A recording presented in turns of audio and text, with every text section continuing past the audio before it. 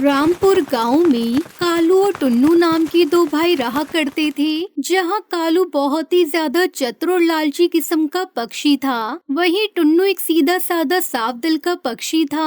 और इसी बात का फायदा उठाकर कालू हमेशा टुन्नू को नीचा दिखाया करता और उसे बिल्कुल भी पसंद नहीं करता था। और वहीं कालू की पत्नी सुंदरी भी हमेशा टुन्नू और उसकी पत्नी टुनटुनी को ताने मारा करती और उन्हें अपने घर से बाहर निकालने के लिए नई नई तरकीब सोचा करती और हमेशा अपने पति कालू को टुन्नू के खिलाफ भड़काया करती थी।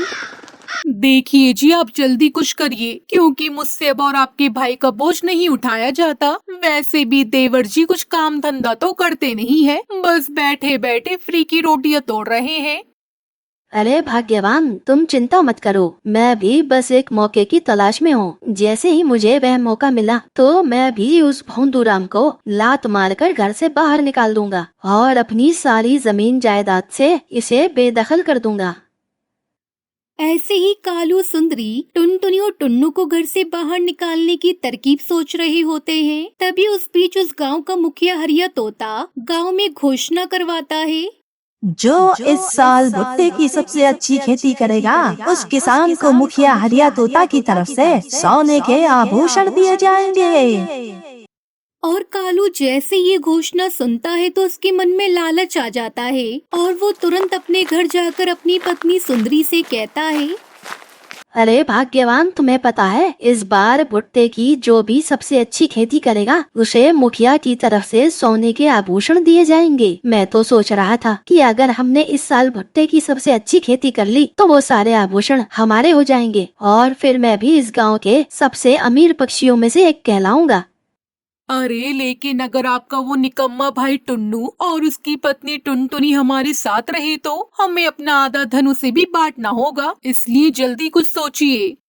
अरे भाग्यवान, तुम चिंता क्यों कर रही हो? अरे उस टुन्नू को खेती करनी कहाँ आती है। अगर हम उसे नदी के पार वाली बंजर जमीन पकड़ा दे तो वो उस जमीन पर कुछ भी नहीं कर पाएगा और सारा माल हमारा हो जाएगा।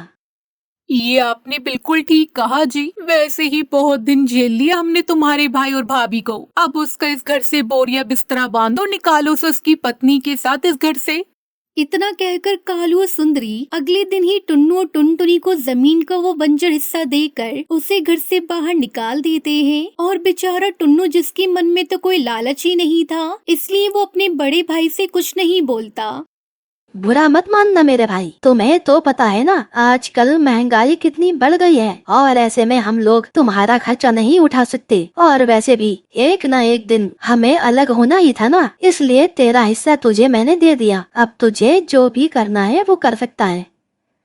और इस तरह कालू अपनी चालाकी से टुन्नू को बंजर जमीन देकर अपने पास उपजाऊ जमीन रखकर उस पर खेती करना शुरू कर देता है। और कुछ ही दिनों में उसके खेतों में बहुत ही सुंदर और बड़े बड़े भुट्टे उग जाते हैं, जिसे देखकर कालू और भी ज्यादा घमंड में चूर हो जाता है। और वहीं दूसरी तरफ टुन्नू अपनी पत्नी टुनटुनी के साथ अपनी बंजर जमीन पे भुट्टा तक नहीं उगा पाता। वो अपने छोटे से बनाए हुए घोंसले में जाकर सो जाता है और ऐसे ही दिन गुजरने लगते हैं। और जैसे ही प्रतियोगिता का दिन नजदीक आता है, वैसे ही एक दिन जब टुनटुनी और टुन्नू अपने खेत के सामने उदास बैठे होते हैं, तभी उसी समय उसके पास एक घायल गाय भागती हुई आती है और वो लगातार टुनटुनी को कुछ बताने की कोशिश करती है।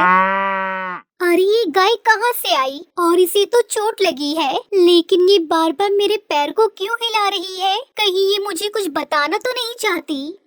इतना बोलकर टुनटुनी उस गाय के पीछे जाने लगती है। तभी वो देखती है कि उसकी जैसी कुछ और गाय कांटे वाली जाली में फंसी हुई है। और ये देखकर टुनटुनी फटाफट से उन्हें जाली से बाहर निकालती है और उनके जख्मों पर जड़ी बूटियों का लेप लगाती है। उसी समय उससे गाय कहती है, तुम्हारा बहुत बहुत शुक्रिया भली चिड़िया, तुमने हमारी मदद करके हम सबकी जान बचाई है, इसलिए हम तुम्हारा यह एहसान कभी नहीं भूल पाएंगे। और हमारी इस मदद के लिए मैं तुम्हें ये जादुई भुट्टा देना चाहती हूँ। तुम इसे ले जाकर जैसे ही अपने बंजर जमीन में बोगी, वैसे ही वहाँ पर ढेर सारे भुट्टे अपने आप ही उग जाएंगे। क्या जादुई भुट्टा? भला कोई ऐसी भी चीज होती है? इतना बोलकर टुनटुनी जैसे उस भुट्टे को ले जाकर अपनी बंजर जमीन में बोती है, वैसे ही उसका बंजर खेत पीले पीले बड़े बड़े भुट्टों से भर जाता है। ये देखकर टुनटुनी बहुत ज्यादा खुश हो जाती है। अरे ये तो एक चमत्कार जैसा है, मेरा पूरा बंजर खेत बड़े बड़े भुट्टों से भर गया। तुम्हारा बहुत बहुत शुक्रिया प्यारी गाय।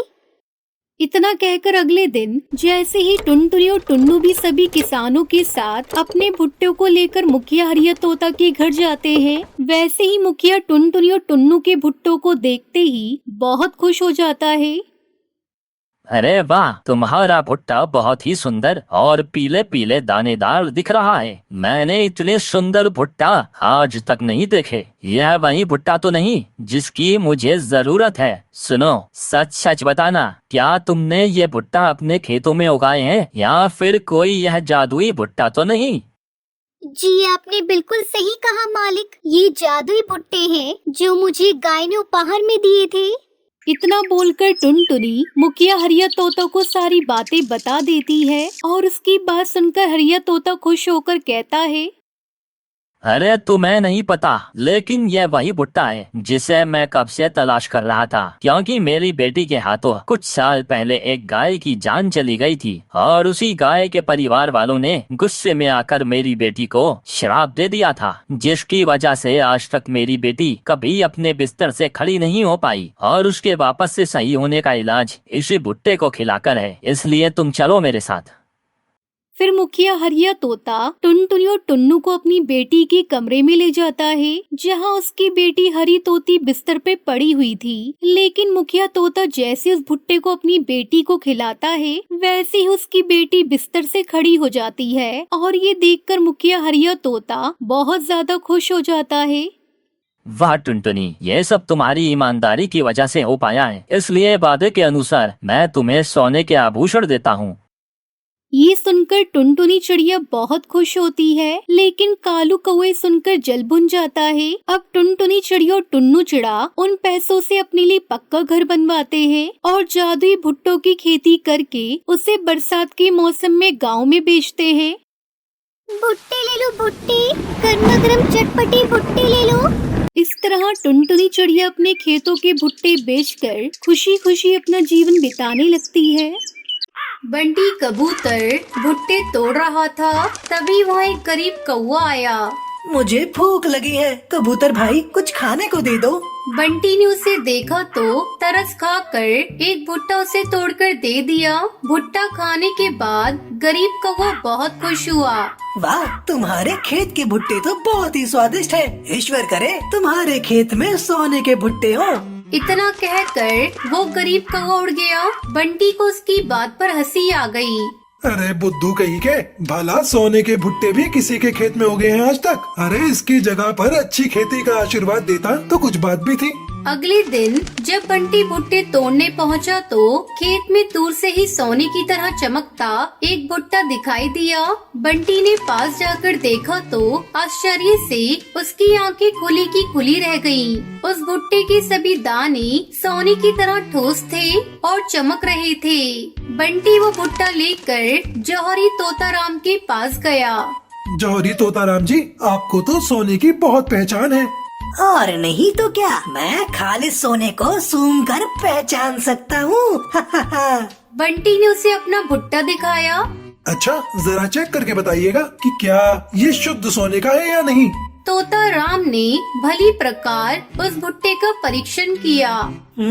अरे बंटी, ये तो खरे सोने के दानों से बना भुट्टा है। तुम्हें ये कहाँ से मिला? तुम्हें इससे क्या, तुम ये बताओ कि इस भुट्टे की क्या कीमत दोगे? मैं तुम्हें इसके 50,000 रुपए दे सकता हूँ। ये सुनकर उसकी आंखों में चमक आ गई। उसने वो भुट्टा तोताराम को बेच दिया। इसके बाद प्रतिदिन बंटी के एक सोने का भुट्टा मिलने लगा। बंटी बहुत ही अमीर हो गया। बंटी के पास जितना ही ज्यादा पैसा बढ़ता गया, उतना ही वो कंजूस और लालची होता गया। उसने भुट्टे का एक और बड़ा खेत खरीद लिया और कुछ मजदूर भी रख लिए। वो मजदूरों को खेत में देर से बुलाता था और मजदूरों से पहले ही खेत में पहुंचकर वो सोने का भुट्टा तोड़ लेता था। एक दिन वो तोताराम के पास भुट्टा बेचने गया तो तोताराम से रहा नहीं गया और उसने पूछ ही लिया, अरे बंटी, ये तो बताओ कि रोज रोज तुम इतने शुद्ध सोने के दानों से भरा भुट्टा लाते कहाँ से हो? मेरे खेत में सोने के भुट्टे उगते हैं, वहीं से लाता हूँ। अरे भला ऐसा भी होता है कभी कि खेतों में सोने के भुट्टे? झूठ मत बोलो, सच सच बताओ। तुम बहुत सवाल जवाब करते हो। आगे से मैं अपने सोने के भुट्टे शहर में बेचूंगा। ये कहकर बंटी कबूतर अपना भुट्टा लेकर चला गया। बंटी कबूतर दिन पर दिन चिड़चिड़ा और गुस्सैल होता जा रहा था। वो अब किसी से भी सीधे मुंह बात नहीं करता था, पर तोताराम भी कम नहीं था। एक दिन उसने उसका पीछा किया और उसे सुनहरा भुट्टा तोड़ते हुए देख लिया। अगले दिन होने से पहले ही वो बंटी के खेत में पहुंचकर सुनहरा भुट्टा तोड़ लाया। जब बंटी को पता चला कि उसका सुनहरा भुट्टा चोरी हो गया है तो उसे लगा कि ये उसके खेत में काम करने वाले मजदूरों का ही किया धरा है। मेरा सुनहरा भुट्टा किसने चुराया है? मालिक, कौन सा सुनहरा भुट्टा? हम इस बारे में कुछ भी नहीं जानते। सुबह का पहला भुट्टा तो हमेशा आप ही तोड़ते हैं। हम सब तो देर से काम पर आते हैं। अरे झूठ मत बोल, जरूर तुम लोगों को मेरे सुनहरे भुट्टे का भेद पता चल गया है और तुम लोगों ने ही मेरा भुट्टा चुराया है। आज के बाद तुम लोगों को काम पर आने की कोई जरूरत नहीं है। ऐसा मत करिए मालिक, हमने आपके भुट्टे नहीं चुराए। हम तो ईमानदारी की कमाई खाने वाले सीधे साधे पक्षी हैं। अगर आपने हमें नौकरी से निकाल दिया तो हमारे बच्चे भूखे मर जाएंगे। अरे तो मैं क्या करूं? मैंने क्या तुम्हारे बच्चे पालने का ठेका लिया है? आज के बाद तुम सब मुझे अपनी शक्ल भी मत दिखाना। बंटी कबूतर के खेत में काम करने वाले सभी मजदूर पक्षी और चिड़िया रोते रोते चले गए। बंटी अब अपने खेत का काम स्वयं देखने लगा। वो सुबह से लेकर शाम तक अपने खेतों की निगरानी ही किया करता था। न दिन में चैन से रह पाता था, न रात में चैन से सो पाता।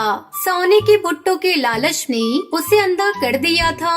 वो पागलों की तरह दिन रात अपने खेत में ही चक्कर लगाया करता था। एक दिन वो खेत में काम कर रहा था, तभी एक अजनबी चिड़िया वहाँ आई।